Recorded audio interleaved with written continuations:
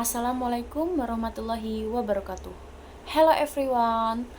Let me introduce myself. My name is Tiara Adela Putri and my student aid number is 234111152. Di sini saya akan menjelaskan mengenai studi kelayakan bisnis. Apa sih pengertian dari studi kelayakan bisnis itu?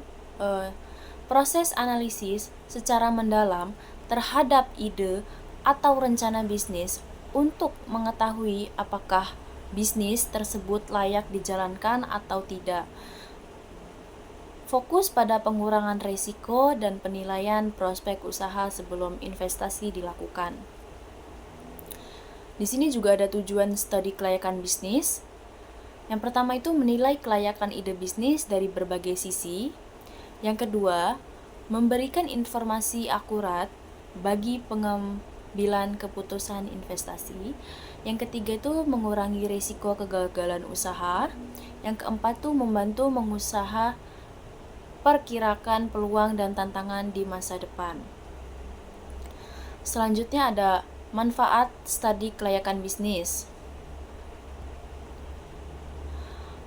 yaitu ada memberikan gambaran menyeluruh mengenai peluang usaha, mengetahui potensi keuntungan dan risiko sebelum memulai bisnis, membantu penyusunan rencana bisnis yang lebih sistematis. Selanjutnya, sebagai bahan pertimbangan bagi investor dan lembaga keuangan. Di sini juga ada tujuan umum dan khusus studi kelayakan bisnis. Tujuan umumnya itu menentukan kelayakan suatu usaha secara keseluruhan. Kalau tujuan khususnya itu mengidentifikasi hambatan yang mungkin dihadapi, terus memastikan penggunaan sumber daya secara optimal, memberikan dasar perencanaan operasional yang realistis. Di sini juga ada proses studi kelayakan bisnis. Yang pertama itu penemuan dan penyaringan ide. Yang kedua itu analisis dan penelitian awal. Yang ketiga studi kelayakan menyeluruh. Yang keempat evaluasi dan pengambilan keputusan.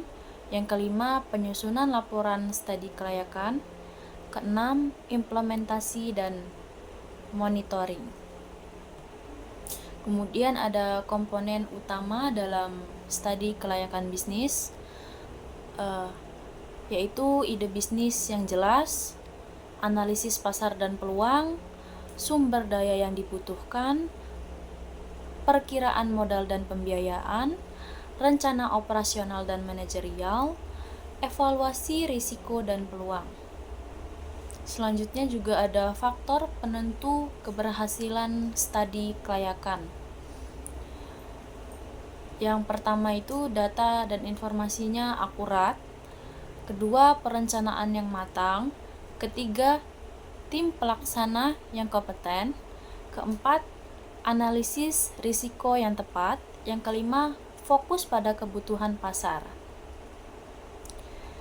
Di sini juga ada kesimpulannya, yaitu studi kelayakan bisnis penting untuk menghindari kerugian dan kegagalan usaha, memberikan gambaran objektif tentang prospek dan risiko bisnis, menjadi panduan dalam pengambilan keputusan bisnis yang rasional.